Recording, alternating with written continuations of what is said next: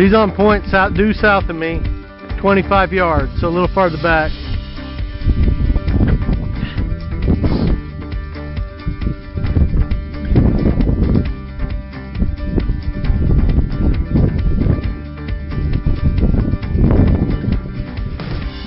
No, she's right here, right in front of you too. And she's sure. Yeah. Ooh. Better get on him, dogs. Welcome to the Wandering Wingshooter podcast. My name is Ryan Reddick. I'll be hosting the podcast. I've hunted upland birds in my home state of Oklahoma all my adult life, and over the last 15 years have wandered in pursuit of game birds to Arizona, Colorado, Texas, Kansas, Wyoming, and Michigan. This great country is incredibly majestic, and especially so when viewed from behind a pair of bird dogs. I've met dozens of wonderful people in the uplands, and I hope to introduce you to as many of them as I can through this podcast. Join me as I wander the uplands learning about birds, dogs, and guns. Today I'll be talking with Gavin West of Houston, Texas. Gavin has traveled extensively, both during his military service with business and to hunt. We'll discuss his travels and the pleasures of cooking for his fellow hunters in the field. The podcast is sponsored by Pike Gear. An upland hunter who hunts hard needs clothing that is light, makes hunting easier, not harder. An upland hunter is always on the move and always thinking about his next move. He needs clothing that can move with him, clothing that doesn't hold him back or weigh him down. Pike Gear is designed for upland hunters who are always on the go and always dreaming about their next hunting trip. Visit pikegear.com to find the best upland hunting clothing you will ever wear. Follow Pike Gear on Facebook and Instagram. And I have to tell you, Gavin, I'm looking forward this fall to spilling some of your camp cooking on my Pike Gear. Well, hey, man, I appreciate the invite to the podcast, and I look forward to cooking some of that for you. You get opportunities to spill will abound. Yep, absolutely. So tell the listeners a little bit about yourself. Kind of give them a biography. Yeah, so background on me, I went to the Naval Academy out of high school, into the Marine Corps after graduating from there in the infantry, intel, and kind of special operations world. Went all over the world doing that. A lot of time in Afghanistan, a lot of time in Iraq, a lot of other sordid places. I guess the one thing, the Marine Corps, they never send you anywhere nice. Like, no one needs to invade the French Riviera. It's always dusty, hot, unpleasant countries that you get sent to. So did all that, and then when I got out, went on to business in the medical device world, and have went all over the world with that as well, all through Europe, all through the Middle East, Israel, and different places throughout the world. So, I guess one of the reasons I'm on here, I've been exposed to a lot of different foods, sometimes in indigenous camps, sometimes in five-star restaurants, and so I guess I brought a little bit of all of that back to our table fare when we're out hunting. And my ears have become sensitive a little bit to the accent, but you grew up in Michigan, is that right? I did. I grew up. I was actually born in Texas, so I'm actually back in my home state for the last 10 years after I got out of the military. But I grew up in Michigan and grew up on a little island for the most part in northern Lake Michigan, and I guess it was an interesting youth. 500 people year round. It swells up to a couple thousand in the summer with summer cottages and everything. But imagine, a vast outdoor world that's essentially pristine, essentially untouched. And as a kid, you can run around and do anything you want. It also has a strong Irish culture, which means everyone drinks and is quite, devoted to the festival and having a good time. So when you combine those two things, our parents would do things like take us to one of the outlying islands and drop us off for a couple days. Me and my cousins, they'd drop me and my cousins, 2, 3, 4 of us off on an uninhabited island with, basic survival equipment and some pots and pans. And they would essentially watch us from a boat, maybe several hundred yards offshore. Well, we lived like Lord of the Flies. So, yes. My initial cooking experiences was from a survival or subsistence level, catching some fish and cooking them so we could eat while our parents laughed at us as they were trying to give us life lessons. Well, and I got to tell you, the idea of growing up where you're not only allowed to, but expected to hunt and fish as part of just your day-to-day existence is incredibly fascinating to me. Oh, yeah. I mean, we did it from an early age, and it was just part of our ingrained, part of our family, right? It was something we always did. It was just brought up that, hunting and fishing was something you did. It was part of our cuisine. It was just something we looked forward to as those leaves started to change in the fall, and that first cold snap came into the air, and you could feel, oh man, it's just, in Michigan, grouse is the upland bird we go after, right? So you just feel that cold snap, and it's like, oh man, it's almost grouse season. And then in the spring, the first thaw, when the river started to break up, and you're like, oh man, I can get in and fish for steelhead, right? So these are the things that I grew up doing. And then, I went off into the military for, 10 plus years and came back, and, it was a great fun to pick those things back up as an adult after having traveled the world and kind of, got to reacquire them, and have had a lot of fun doing it with you and other folks for the last decade. And you and I have talked in the time we've spent in the field a little bit about your military service. And I mean, it just sounds like it was incredibly enlightening. I was fascinated, frankly. Yeah, I mean, so I was a Marine officer, and my primary MOS, so MOS stands for Military Occupational Specialty. It's your job, right? So my primary MOS was ground intelligence officer. I was also an infantry officer. I was also a scout sniper. I was also a martial arts instructor. I did a whole variety of things as my time in, but most of my time was, through that infantry and intelligence role. I kind of spent time in special operations. I took a sniper platoon to Afghanistan, and I had some interesting experiences there. I can tell you one that relates to cuisine, Ryan. So first time I was in Afghanistan was the end of 2002, early 2003. This was right after 9/11, essentially, right? When we'd just gone in, taken over Kandahar, and we went in to set up a new forward operating base in a part of Afghanistan that no one had been in yet, right? So we're setting this up, and we're meeting with the provincial governor, John Mohammed Khan, right? And this is like one of the most important provinces in the country, right? It's like the equivalent of California. It's like meeting with the governor of California. Well, he lives in a mud hut, and he's the man because he has running water coming through the mud hut, right?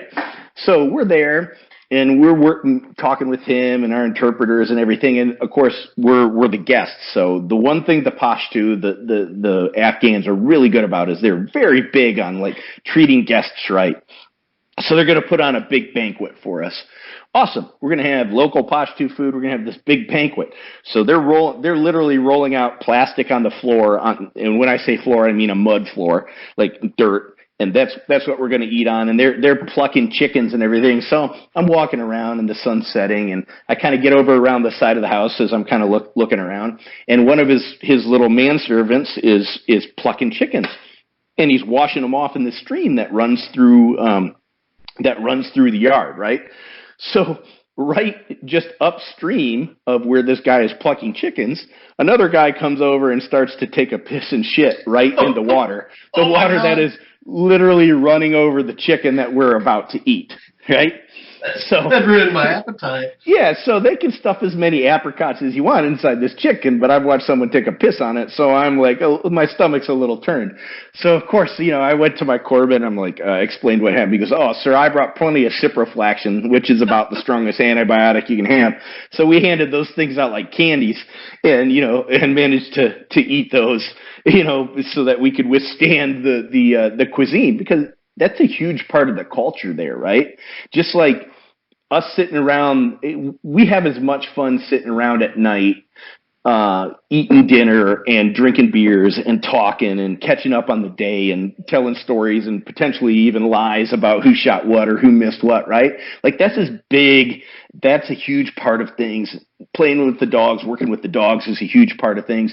And that's a huge part of things over there. right?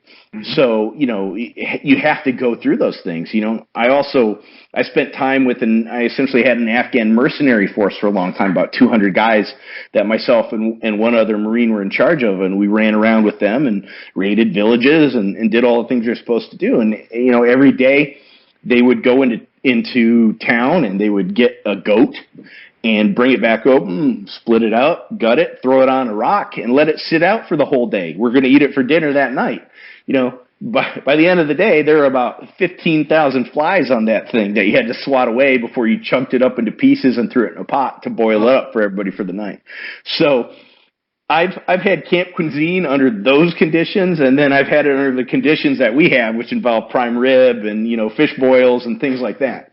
So other than the stream story, do you have any other fascinating stories about cooking in the military or eating in the military?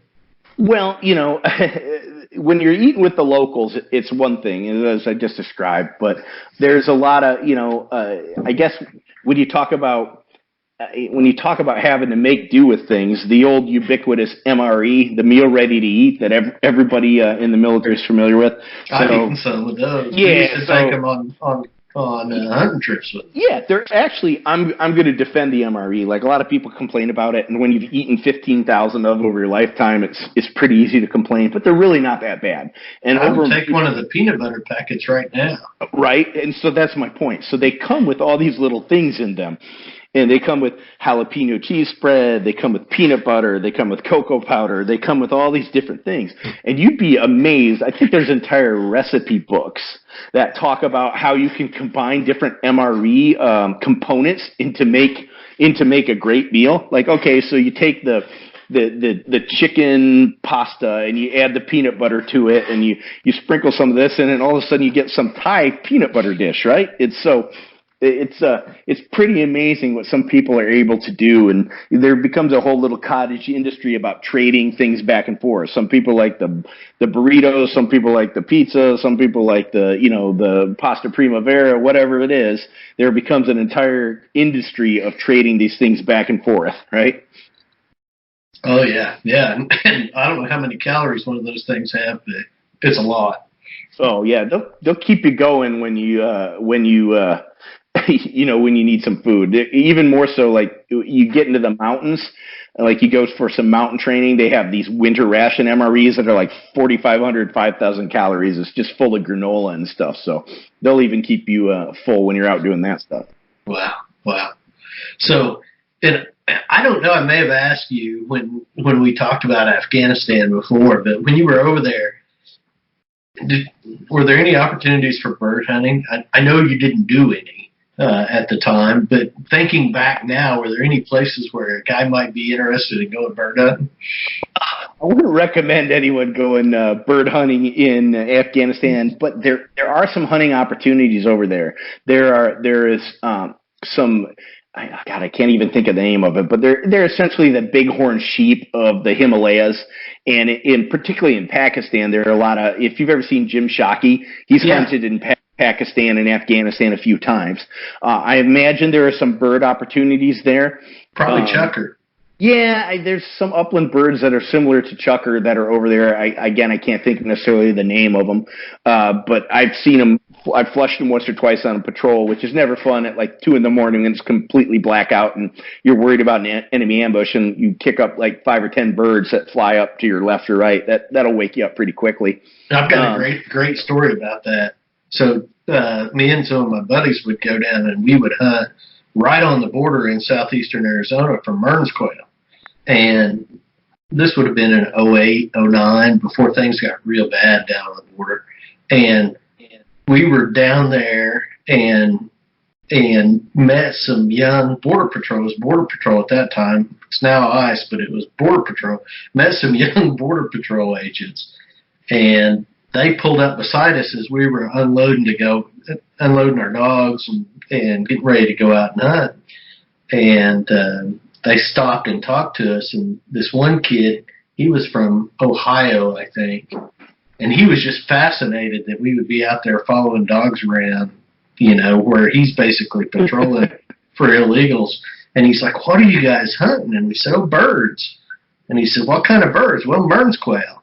Well, do you have any I could see? And we killed some earlier that morning, so I went to the back of the truck and I got a Mearns quail cock and I showed it to him.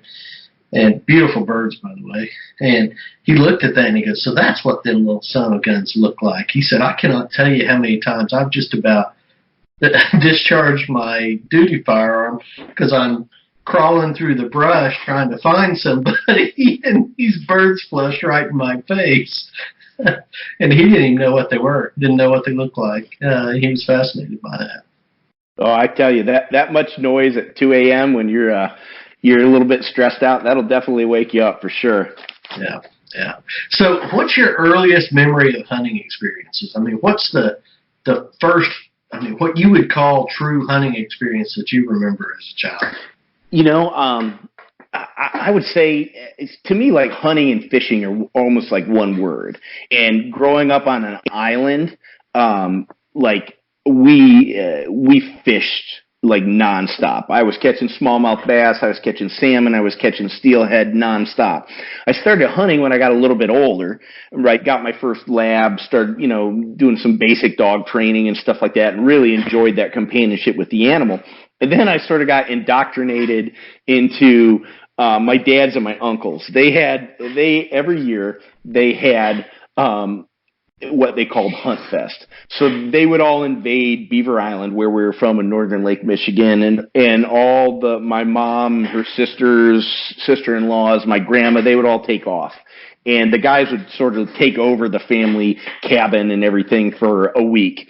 And that'd be a healthy environment for you. Oh, yeah. It was definitely they didn't allow us to go up there until we were into our teens and our prefrontal cortex had formed a little bit, because it would have been probably destructive to young children. But once you're in your teens, it was pretty good.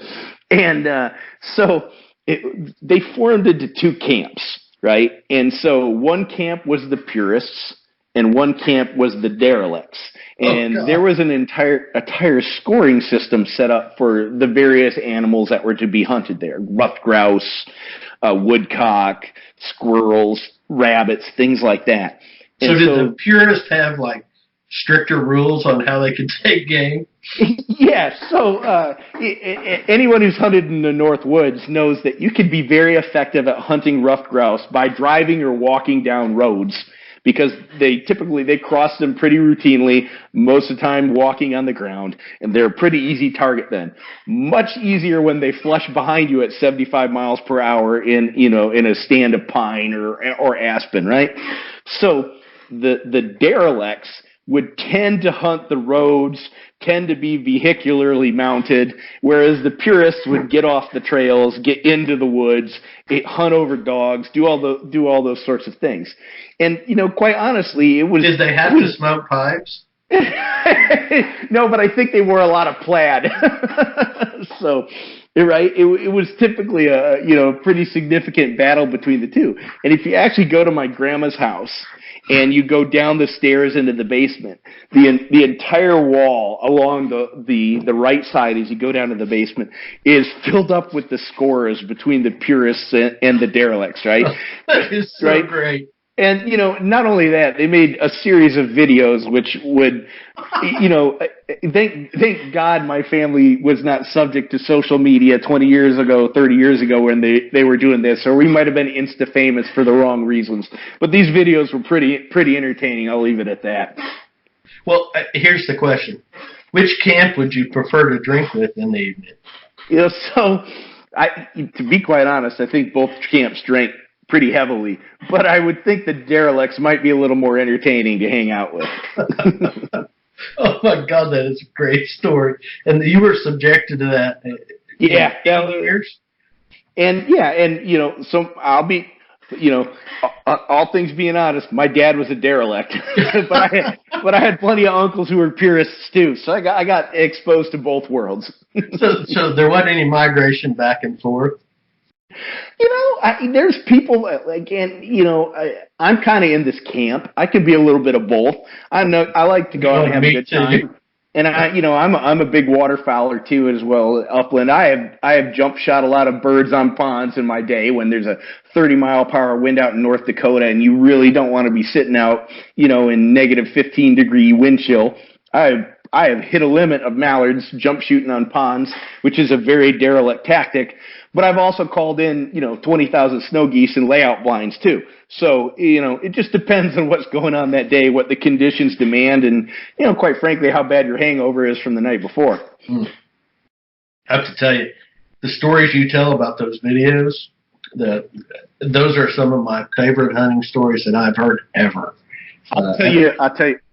Let me tell you a great one. So here's a very entertaining one.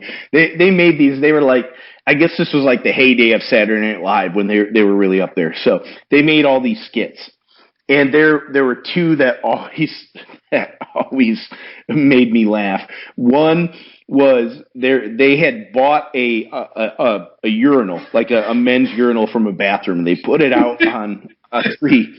They just put it out on a tree in the woods, and you see guy after guy go up. He's using the urinal, and you see like 10 guys go through this, and then the camera focuses in on the urinal, and it goes, "Hey, somebody forgot to flush," and then simultaneously 20 guys shot the urinal and flushed it. Right, so pretty entertaining. The other was the Israeli Sportsman.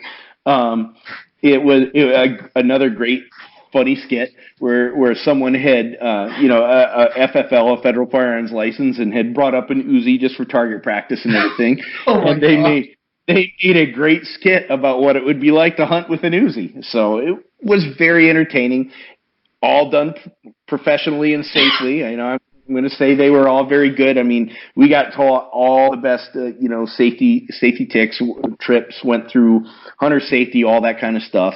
But they also had a little bit of artistic liberty with those things, and it was pretty funny. Yeah, it sounds like they had a good time. I mean, that was the point of it all. They did, right? I mean, it's a bunch of guys that work hard. They get up there for a week each year and get to blow off some steam and see their friends and have a good time and have that community that we have when we're out in Oklahoma or up in the UP, and it's a blast. And you're pretty diverse in your hunting experiences, I'll say. I mean, obviously, you've waterfowl hunted a lot. Yep. You've done quite a bit of upland hunting. Yep. So yeah, I mean, I generally love all hunting. My passion does revolve around dogs, though. And as you said, I'm a big waterfowler. I went on my first waterfowl trip 10 plus years ago. I did a little bit as a kid with some friends and stuff like that, but really, I went to Manitoba about 10 years ago and with my puppy, my older dog River. Now she's 10 years old. And got to have 5 days of, 15, 20,000 birds coming in, just flights of mallards, flights of snow geese, flights of Canadians. And I was just like, I could do this every day. And so I spent the last decade becoming a pretty proficient waterfowler. And then I've been upland hunting since I was, a kid up in the Northwoods of Michigan. And obviously we know each other through our hunting camp in Oklahoma. And, like last year I hunted Texas, Oklahoma, North Dakota, South Dakota, Minnesota, Kansas. I stopped in Nebraska too, and Michigan as well. So I spent a lot of time and, I'm a lab guy, right? I mean, I love flushers too, but I do a lot of hunting on my own as well. That's kind of one of my breaks from reality and breaks from the work world. And so I like working close in on dogs and, having shots at 30, 40 yards as my flushers are out there in front of me. And I really, really enjoy it. Yeah. And you've hunted some big game too. Yeah, in fact, out in Oklahoma, I took a real nice about 140, 145 whitetail last year. So I do quite a bit of that too. I was supposed to be, right now I shouldn't be talking to you. I should be on a sheep hunt. Unfortunately, I had shoulder surgery 2 months ago, so I'm not swinging or shooting a gun right now as my shoulder gets recovered from that. But next year I'll hopefully be out on a mountainside around this time doing that. Yeah, that sounds like a lot of fun. Yeah, I love it. And I can tell you from my experience with you here in Oklahoma at you guys' quail camp that you like to cook. I mean, you kind of assumed by accolades the camp cook position. Yeah, I've always loved to cook. Like I said, when I grew up as a kid, people would come to my house. My friends would come to my house, and I would go to their house, and it would be like macaroni and hot dogs and stuff like that. They'd come over to my house, and they'd be like, "I don't know what prime rib is, but it really smells good," And I had parents that loved to cook, and I gained an appreciation from that early on, and that's kind of like my passion. If I'm sitting at home, either the news is on or the Food Channel is on, one of those two. So I really like to do it. I like the history of it. I like just like that camp cookie thing, particularly here in Texas, right? That's a big thing here because of the cattle trade thing. You think about the history of it, right? So like the original camp cooks were just hunters and gatherers. The first hunters were the camp cooks. They were out, and they were living off the land as they pursued bison, or they pursued the something 5,000-10,000 years ago after the last ice age, and they would literally kill it, cook it right there as they were bringing the meat back to the clan or whatever. In the Middle East, they talk about shish kebabs. That was the first thing, little pieces of meat on a spit, because it was easy to cook them quickly over low coals, eat them fast before you could go to sleep, and then pursue the game the next day. In the U.S., that came over in the early 1700s. I don't know everybody knows what a Dutch oven is, right? But nobody knows came from, right? It came from a guy named Andrew Darby, who had been observing the Dutch and some of the methods that they cooked. And in about 1710, he brought that over to the colonies. And that's when, modern cast iron and that Dutch oven, really what brought to the United States. And quite honestly, it sort of, to some extent, fueled westward expansion, right? Where people are able to cook and preserve things and do all those sorts of things and have good food along the way. And then, here in Texas, Oklahoma, where you're at, you really talk about cattle drives and things like that. And in the 1800s, that camp cookie and the chuck wagon came along. We've all seen that, that Conestoga wagon all outfitted for food and for, sourdough bread and that kind of stuff, right? It was usually the senior retired cowboy. He got paid more than anybody in that cattle drive to provide those 3 squares a day. And like in 1866, Charles Goodwin, he's the one who actually created the first chuck wagon, right? And he created that and sort of patented it. And then within a few years, there are multiple other competitors for him, right? So that's sort of the history of it. Where it occurred for me, like I told you, I was a fisherman even before I was a hunter. And one of the things I love to do is winter and early spring steelhead fishing. Mm-hmm. And it's a rewarding thing, but it's also a miserable thing, right? You are in, 20, 15, 30 degree weather, standing in waist deep water, snow or freezing rain blowing on you.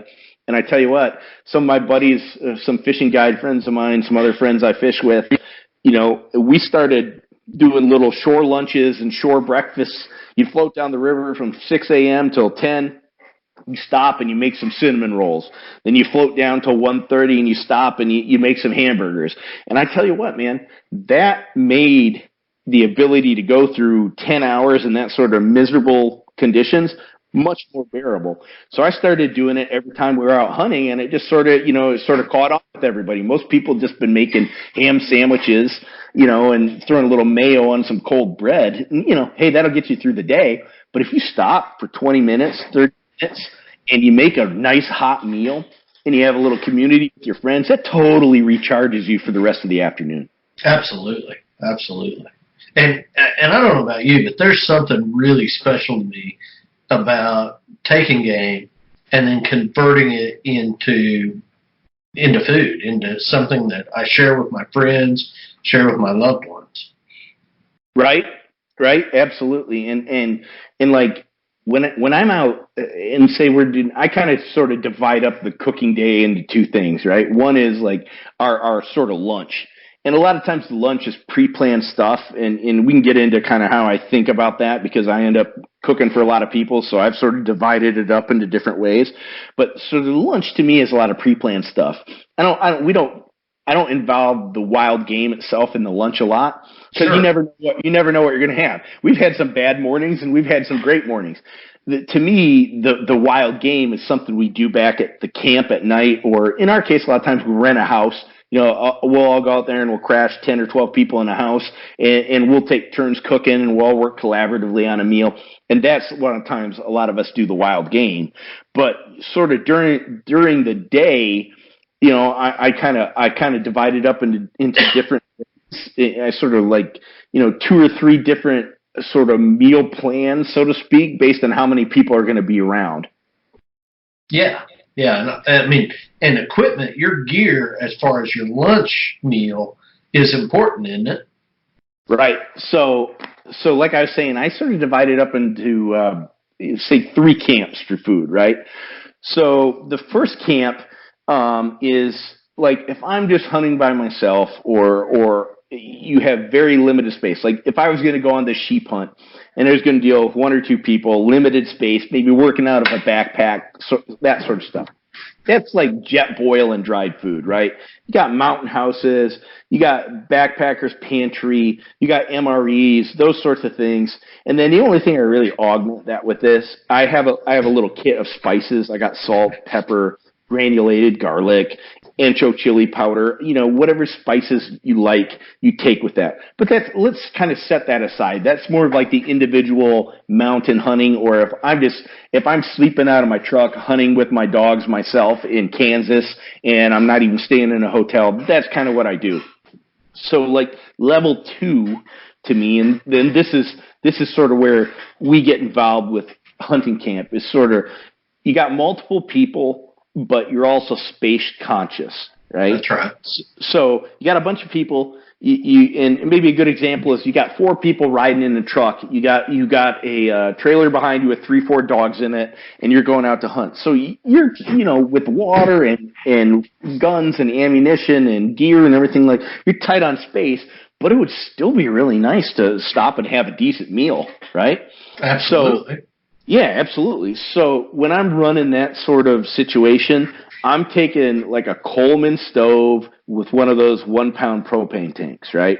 Mm-hmm. So works great. One of those propane tanks will get you through a bunch of meals. That Coleman stove is a workhorse anytime it's not really, really super cold. If it's really super cold, sometimes you need a little bit more ass than that 1 pound of propane. But in the most conditions, that Coleman and that propane tank will take care of everything. So, this is perfect for 2 to 4 guys in a truck and dogs, right? It's also great on the fishing side of me. If you're floating down a river in a drift boat, you throw in that little Yeti cooler, that little one that's like 20 quarts or whatever. Uh-huh. You throw that into the boat with whatever you have in there. You've got the Coleman stove. You got that 1 pound. It doesn't take up much space. It's perfect. I take it out in my drift boat all the time. I take it out in my flats boat when I'm fishing down here on the shore. Love it. The other thing I do. One of the best field meals I've ever had. We were fishing on the White River in Arkansas, and the guide had a great big cast iron skillet. I mean, it was probably 20 inches.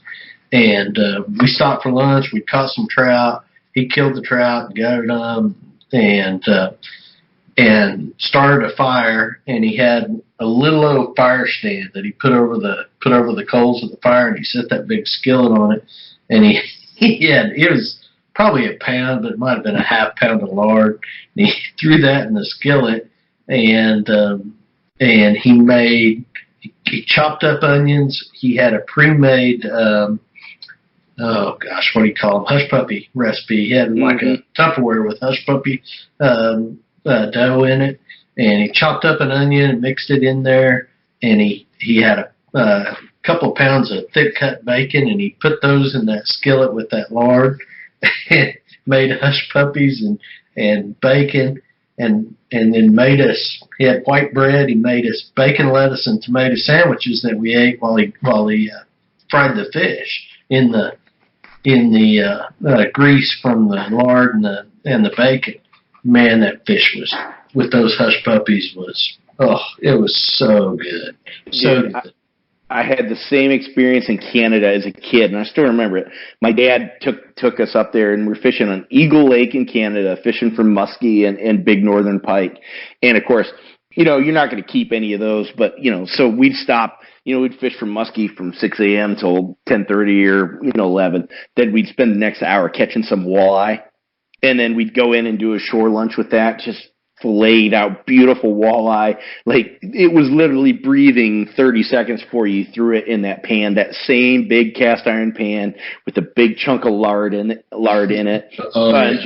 And he didn't do hush puppies. He did like thin sliced potatoes, like a julienne potato. Oh, and just threw those in there. And I still I'm salivating just thinking about it right now. Yeah. And when we ate it, there was a fog on the river. It was kind of a cool day in the fall, and there was a fog on the river. And I don't know if you've ever been on the White River in Arkansas, but I have fished it. Yeah, it's great. It is just as scenic a place as you'll ever be. It was gorgeous, sitting there around that fire, eating that food that was prepared right there in front of you from fish you caught that day. I mean, the best meal I've had in the field in a long time. Not counting yours. Obviously. Oh, no, I was going to say I'm a little bit offended because, not counting yours. Now you got to see. Now I got to outdo myself this year. I'm working on some plans to do just that. But yeah, I see how this is. Mm-hmm. So that I'm going to talk about cast iron because, like, in my level 3 cooking, I'm all about cast iron. But like level 2 is like when you're space constrained. So I just use a lot of foil there. Foil is a great cooking substance. You could fold it up. It doesn't take up any space, right? So I use foil, and then I have a set of camping pans, backpacking. They're super light. They conduct heat really well. They don't take up any space. They all fold down into each other. So I have a set of those and foil, and that just takes care of about anything, man. And makes then great broths, doesn't it? Yeah. Oh, great. Yeah. So we'll talk about that, man. I wrote down a couple recipes to share, and one of them is my Shiner brats. Here in Texas, Shiner is the beer of choice, and I have tried a bunch of different beers and stuff with bratwurst, but I think Shiner works better than anything. And those Shiner brats that you make on a stove wrapped in the foil, it's really good. Oh yeah, it is. Oh, especially when it's crisp outside. It's not quite cold, but it's crisp. And you've been walking all morning and shooting birds. You got dogs whimpering in the kennel because they want to go kill some more birds. And you're hungry, and you got to get that energy in you. You want to talk about whimpering is I'm sitting there cooking, and I got 12 dudes standing around me looking like something evil might happen to me if I don't produce some food in 20 minutes. That makes me a little nervous. I would say you bring that on yourself. I make sure my gut is always within arm's reach. So tell me about your recipes, man, or tell me about your tier 3 gear before you tell me about your recipes. So finishing up on level 2, which is kind of, we did a lot of this last year. So yeah, I carry a zip up case with spatulas, some oil in little plastic bottles, those spices I talked about, a little cutting board, some nice forks, tongs, sort of all those basics that you need. And basically everything that grill, the propane for it, and those materials fit in basically a melt crate, right? So that's kind of like my level 2 thing when I'm cooking for a couple people. And unfortunately, I tried to cook for all of you with that last year. So I have upgraded, and I'm calling this my level 3 now, that when we're hunting out there in Oklahoma or when we're in the UP, we usually have 3 or 4 trucks. We've got a bunch of guys. We got 10, 15 guys. We got 15 dogs. We're not really space conscious. So I have upgraded to a Stoke gridiron grill. You're going to get to see this year, Ryan. You're going to be impressed. So it is a grill. It's a full-size gas grill made specifically for tailgating. And what I mean by that is it works off like that 35-pound or 25-pound propane tank, but the grill itself collapses down. It's got wheels on it, and it's got like an infrastructure, so you can pop it up, and then when you're done with it, you pop it down, and it all folds down to a really small stowable size. But you could cook for like 20 people on this thing. Instead of that little old small comb. Yeah, instead of that little old thing that makes me worry that I'm going to get attacked from behind for the first freaking, first freaking piece of beef that comes off, off the iron, right? So, and that's where I've got about a 30-inch cast iron skillet that I've been seasoning for years, and I'm going to bring it up there. So I just use cast iron and stainless, and because it cleans up real easy. Even when you can run it in a little stream, you can rub sand in it to clean it out, whatever you need to do, and then all those same utensils. And then the one thing I add to that is, in addition to obviously the size of the grill and the size of the propane tank, but a big cutting board, right? And then I have a trunk that I just throws in, and it all stows in it. And then you can stack stuff on it, so it makes it easy to put everything in your truck. Man, we're going to have to clean quail like right there and then fry them on site. You're going to be firing up the grill and getting the skillet ready while we're cleaning the birds. That's perfect. I'll gladly fill that thing up with oil and get it hot while we put some birds in there. I mean, doesn't that sound awesome? Oh, it does. You know what? So I speaking of frying quail, one of the best things I've ever had, there's a restaurant in Austin that I go over to, and it overlooks Lake Travis, and they essentially do hot wings, but with quail. So they half that bird right in half, deep fat fry it and toss it in red hot and butter. So it's like a hot wing. So it's like a quail hot wing. It is, we can do those out there all day long. They're so good. I'm all for trying it. Absolutely. So tell me about and before we get into that, I want to talk about the fact that you not only cook in the field, like when we're hunting, you make lunch, but when we go back to the house, you're oftentimes the guy that prepares the meal, right? Well, I do. You participated in this big time last year too. You made a hell of a low country boil that I actually brought to the table today, and I'm going to give it to you, my fish boil recipe, to see if I can compete with yours next year, because that was pretty damn good. It got eaten, didn't it? It did. In fact, I got some great video of that. If you'd put like a little timer in the corner, you would have seen it run down by about 60 seconds, and you would have seen an entire table covered in food go to nothing.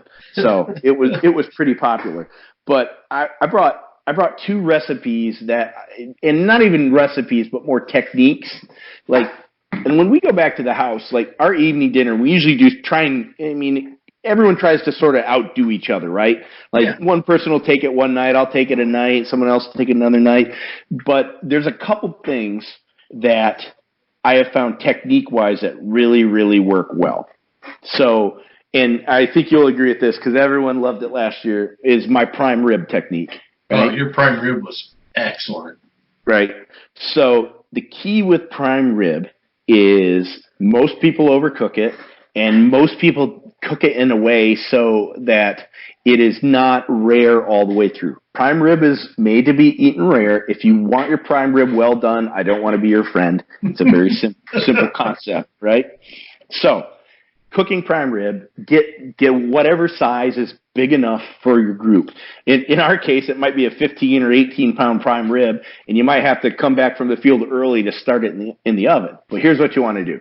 Rub it down with salt, pepper, garlic, a little paprika, whatever you want to put on it to give it that, that flavor on the outside, right? We were pheasant hunting while you were doing that, right? Yeah. I came back early to start it. So, but here's the key to it. So you rub it down with that, whatever you want. You put it on the roasting rack.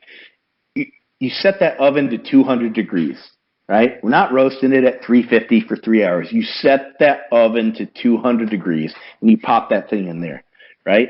And the whole idea is to heat that thing slowly so that from the skin, from the very outside all the way to the middle, you slowly heat it up so you retain all that redness, you retain all that juice and everything. So you're going to poke it with your meat thermometer every now and then, right? And you're going to get to that point where it's about 118 degrees, 118 to 120 degrees, right? That is like perfectly rare. That is that red, beautiful center that we want, and it extends all the way to the outside. You pull that out, you set it to rest. You want it to rest because that lets all those juices stay in the meat. There's nothing worse when you cut into a steak and it's dry. Yeah, well, or even worse, it looks pink and you cut into it and then juices run everywhere. If you rest that meat properly, those juices will be retained inside, right? So when you set that aside to rest and everyone's going to look at it and they're going to come pick at it and you hit them with a wooden spoon to keep them away, you preheat that oven, you turn it up to 500 degrees. You turn it from 200 to 500. When that thing gets scalding hot at 500, and that meat has rested about 15 or 20 minutes, you put it back inside in that 500-degree oven. And that's going to crisp up the outside. When you heat it at 200 degrees, it's going to be kind of gray and not look all that special on the outside. That's because it's just perfectly cooked all the way through. But then you throw it back in at 500 degrees, and it crisps that thing up on the outside and gives you that crust that everybody loves. How long? Oh, yeah. That's what you want. How long? Just till that crust is formed, till it gets black and charred and it kind of looks like a steak that just came off the grill. Then you pull that out, you let it set about 5 minutes, then you start slicing that, and you're going to have prime rib. I mean, that is rare from end to end all the way through. And that guys looking over your shoulders. Yeah, I know. I feel like I'm in a men's bathroom in some horrible bar. I've got men looking over my shoulder all the time, right? So that is the prime rib technique, right? So talk to me a little bit about the boils. Okay, so now this is one that I think you can give me a run for your money on this because your boil was pretty damn good, that low country boil that you made last year. Now this one was designed up on our island in northern Michigan because we used to catch salmon, we used to catch whitefish, we used to catch lake trout all the time. And so we got this down over the course of probably a decade to a real good sequential, here's when you enter the different ingredients and they all come out perfect at the same time, that's usually the trouble with a boil, right? That's a trick. That's a trick, right? Like the fish is perfect, but the corn is soggy, or the potatoes are undercooked, but the onions are great, or whatever, right? Yeah. So we've got this down to where everything comes out perfect. So first off, you got a 1-to-1 ratio between 1 gallon of water and 1 cup of kosher salt. So the bigger the pot, the more water, the better, as far as I'm concerned, because it keeps heat better, right? So if you're putting in 5 gallons of water, put in 5 cups of kosher salt, 2 gallons of water, 2 cups of kosher salt, right? Yeah. And bring that to a rolling boil. I mean, get that thing really rocking, right? Then what you want to do is add small onions and carrots. So not those pearl onions, but go get like the smallest onions you can find. Okay. The ones that are like, if you put this size or smaller. Yeah, smaller than that even. You put like your finger and your thumb and your middle finger together. Those kind of small ones, like that size. So you put those and chunked up carrots together in that boiling water. Okay, return it to a boil. Set a timer for 7 minutes. Okay, 7 minutes. As soon as that timer goes off, add red potatoes. You can add your corn and add your sausage, right? So if you want to put sausage in there, then time it for another 7 minutes. At that point, as soon as that timer's gone off again, you're going to add your fish, and you want that in about 2-inch by 2-inch chunks, like fillets. And then you're just going to watch that fish until it starts to flake, depending on which fish. Is it salmon? Is it whitefish? Is it whatever, until that fish is done to your liking. You pull that stuff out. You drain it. And it is really, there's something about the salt, how it permeates the carrots and the onions, the potatoes, the corn. It is just this briny, beautiful boil that it really is amazing. I mean, a lot of people don't like lake trout because they call it greasers in Michigan. They're off the bottom. They kind of come up. They got a slime on them and everything.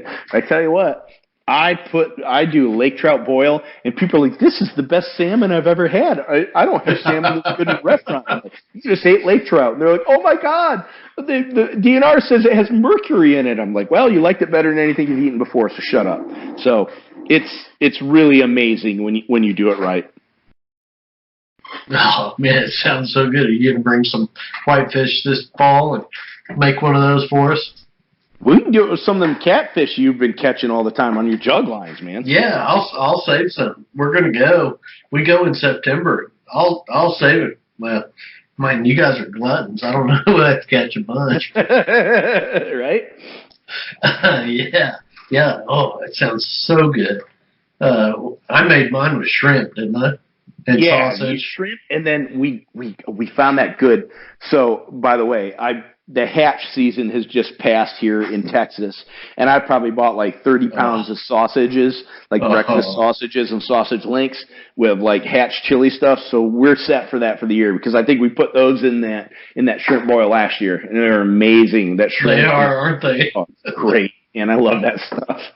I'm going to take some to North Dakota, and I'm telling you that stuff is, those chilies are something else, aren't they? Right, absolutely.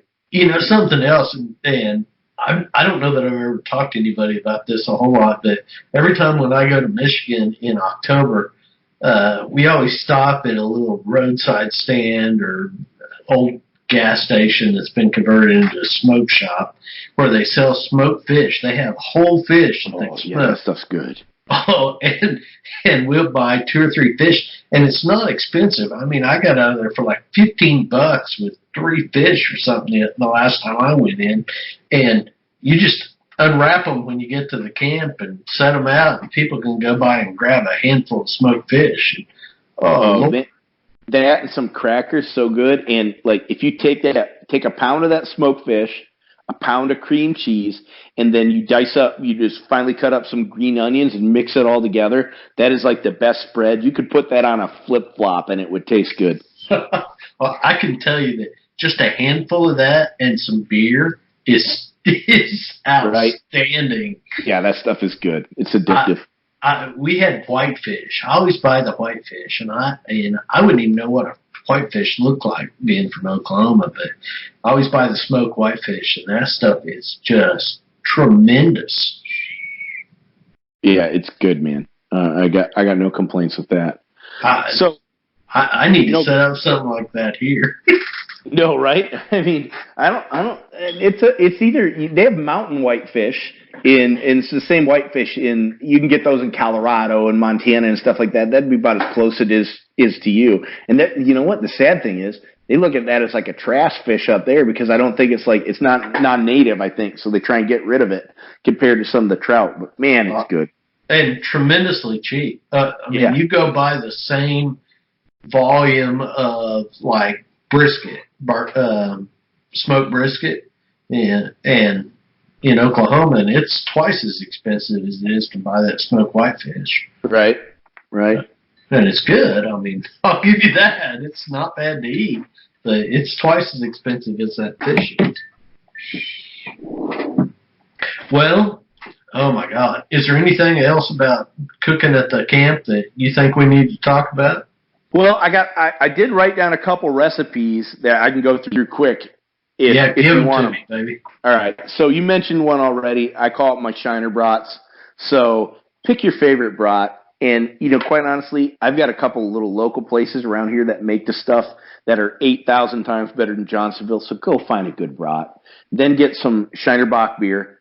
Okay, hold on. When you say find a good brat, you're talking about going to like a butcher. Somebody that hand makes that stuff, right?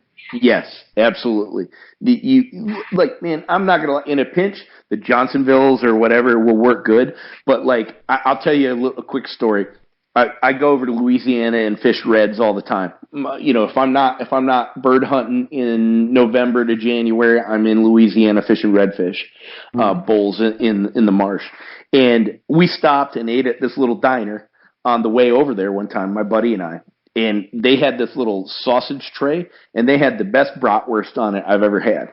And I said, I need to talk to the chef. I need to know where these did he make these? What are these? And he said, no, we get them from this little local place here. And they wrote down the name and the address for me. And on my way back, I went there and I bought like 30 packs of these bratwursts. I cleaned out the entire place of all their bratwursts because they were so good. I've been eating them for a year. So when you find good bratwursts, they're generally pretty cheap.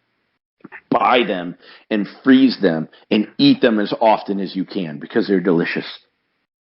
Sounds so good. Right? So tell me about the recipe. I interrupted you. I'm sorry. Right. So find the good brats, and then all you need is Shiner Bock beer. And there's something that happens when you simultaneously grill something and poach it in beer that is amazing. So what we've discovered is if you wrap those brats in foil and pour some beer on them, so that they're simultaneously getting that flame kissed, getting those nice char marks on them through that foil because the foil's so thin, and they're getting beer basically boiled on them the whole time. The taste that comes out of it is amazing. So just wrap them up in foil with some beer and keep turning them around until they're done, and you're going to have a brat that is better than anything you've had at a tailgate. Oh, it sounds so good. Right? Put them on a bun with some mustard and just eat them. Exactly. I mean, super quick too, right? So like I call these sort of like my field fast recipes because we're trying to stop from hunting for maybe 20 or 30 minutes, then we want to get back at it, right? So those Shiner brats are quick. The next one that's super quick is Philly cheesesteak. So obviously, if you have any leftovers from that prime rib, you just take that and you dice it up just chop it up, or you get some of those steak-'em style meats. You just keep those in your cooler. You whip those out. Have some diced onions, mushrooms, peppers. Get those going in that cast iron skillet with some butter.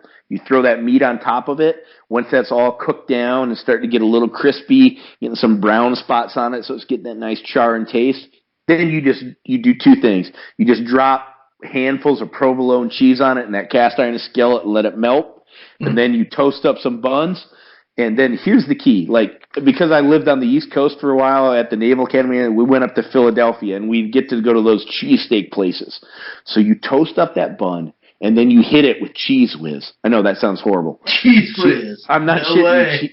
Cheese Whiz is the secret ingredient. You hit up that bun with Cheese Whiz, and then you just dip that toasted bun with Cheese Whiz down and grab a handful of that meat and mushrooms and onions with the provolone all melted in, and that is, I'm telling you, that is as authentic as you can get in Philadelphia, and you're getting it out in the middle of the field. It's amazing. Oh, that sounds like it would make me fat. Right? Oh, and then, so good. And then the last one, I know you like this because you helped me cook this one, is just tacos, and simple tacos. And when I'm saying, I'm not talking about ground beef with some El Paso seasoning, but here in Texas, you can go to HEB, which stands for Here's Everything Better. It's our grocery store. But anywhere in the States you have it. You can just get some pre-marinated meat, right? It comes in 2 and 3 pound packages of, tacos El Carbone or, chicken fajita or whatever, some soft shelled tacos. And then you're going to cook that up in the cast iron skillet. Going to heat up those tacos. But then the key is the sauce that you put on it. Get yourself some guacamole. Yeah. The only you got to do, get yourself a big thing of guacamole and then blend up a tomatillo, one of those spicy tomatoes, and you mix that in with the guacamole. And that gives that is a next level sauce that you can have to put on it. It's amazing. Oh, sounds so good. So good. You got any other recipes? That's all I can share right now, man. I can't give out all my secrets. So let me ask you, dog on point in Oklahoma, and there's a covey of quail there. How awesome is it when those birds flush? Oh, it's amazing. Yeah, I mean, seeing that and hearing those wing beats and seeing, there's nothing I enjoy more. And because I'm also a flusher guy, right? Yeah. Probably my favorite thing, and I can tell you a couple times this happened last year, where a dog goes on staunch point, right? And it's some thick, nasty cover. It's that brambles, it's that briar, it's that nasty crap.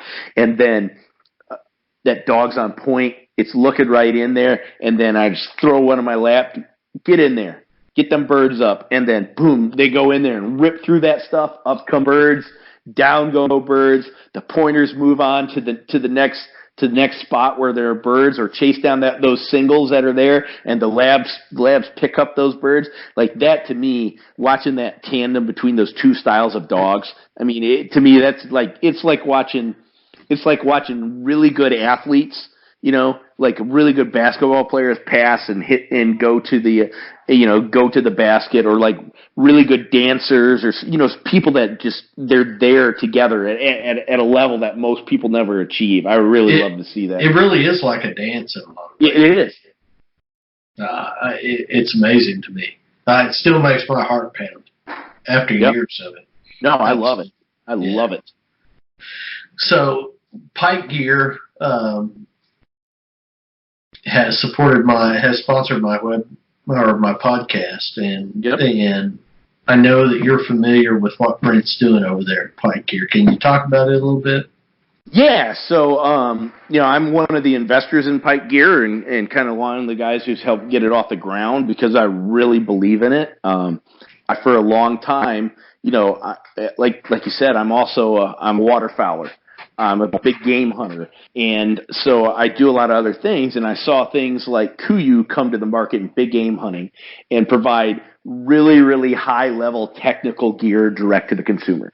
Like gear that is a level light years beyond what was currently on the market. The same thing in waterfowling. I've seen waders come in that are generations ahead of what was out there a couple years ago. And so I've bought those things, and I've enjoyed the comfort and the pleasure that has given me to have those things. And so Pike Gear came along, and it's doing the same thing for upland. It's using the most advanced fabrics. It's using the most advanced materials. It's using the most advanced manufacturing capabilities to provide the upland bird hunter with something that weighs a pair of pants that weighs half as much, has the same briar resistant, is water resistant, and is still breathable at the same time, right? So you get out there and you're running around in the early season, and you're not sweating your ass off because the pants don't weigh 15 pounds, they weigh 15 ounces, and then you get hit by a quick little summer downburst of rain, and it sheds right off, and it's like, wow. Hunting all of a sudden is comfortable and enjoyable, instead of having my pants weigh 20 pounds by the end of the day because it got rained on by a few minutes, or I had to walk through a little water. So when I saw those and had the opportunity to be involved with it, I was just like, this is what I want to hunt in. This is what I've been looking to hunt in for the last 5 years, and I just jumped at the opportunity. Yeah, and I got to say, the thing that's most attractive to me is I think about my day quail hunting. There might be like 5-10 minutes of that day that I spend going through a plum thicket. Now, I'm around plum thickets a lot, but I'm not walking through them, but very little, frankly. And so most of the time, I need something that's light and comfortable, not necessarily something that's going to turn every briar that shows up. Yeah, no, you're absolutely right, and I think the first offering that Pike is bringing out is the Iowa Pant, and it's designed exactly for that. It's designed for early season stuff. It's designed to be maneuverable and light, and still provide you a lot of briar resistance, but not be like waxed cotton heavy stuff that you're going to want to walk through blackberries in. Now, knowing what's on the table for Pike and be involved in the design process and everything, I know that we're going to have those types of products in the future that are going to come out here within the next couple months. The Kiowa here will be, I think, offered very quickly for sale, and we're going to have other things that are going to fill other niches in the market. But the whole idea is that whatever you want to do, if you want to go into the North Woods of Wisconsin and hunt blackberries for grouse, we're going to give you the best pant in the world to do that. If you want to hunt quail in the Texas Panhandle when it's early season and still hot out, we're going to give you the best pant to do that. And I think that's Pike's promise to the market, is to provide you the best clothes for the conditions that you're in anywhere in the country. Well, and that's not to say that it's not diverse. I mean, that you can't use it across a various. For sure. Because that Kiowa shirt, you can wear just it early and be comfortable, and then later in the season you can use it as a layering item. Yeah, No, you're absolutely right. I mean, for example, right? I mean, I've done a lot of grouse hunting in early season. It starts in early September in Michigan. You still get a lot of warm days out there. That Kiowa shirt and Kiowa pant are perfect for early season grouse hunting. They're also perfect for basically the entire quail season in Oklahoma. So I think there is a lot of crossover between those things, and we're going to offer a lot of varieties for people can get really species and geography specific, but the bottom line is when you offer the quality that Pike does, you can use it in a lot of places. And quite honestly, Ryan, that's one of the neat things is this is a completely direct consumer company, right? So we're building everything and selling it directly to consumer. Well, what does that do? It gets rid of the middleman. It gets rid of the Cabela's. It gets rid of the Bass Pro Shops. It gets rid of the J's or wherever you're buying your stuff from. And when you get rid of that, you get rid of all that markup. You get rid of all that real estate that they got to have. You get rid of all that. And so instead of selling you a product for $200 that has $100 invested in the middleman, we're putting all that extra money into the best fabric, the best material, the best production, and so you're buying for the same price. You're buying a product that's twice as good. Yeah, and you get it's premium priced, but you get a premium product. Oh, for sure. All right, well, Gavin, it's been a great evening. Man, it's been a pleasure. I can tell you, I'm hungry.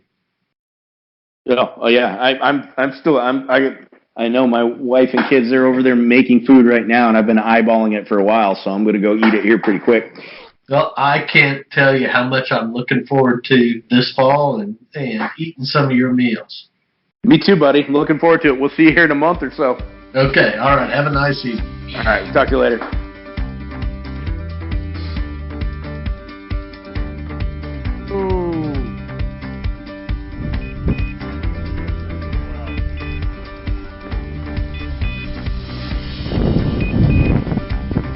Ellie. Whoa.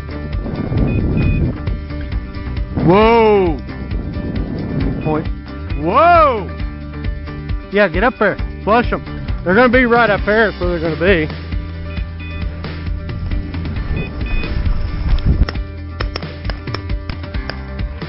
Got one down. It looks like the dressage won the race.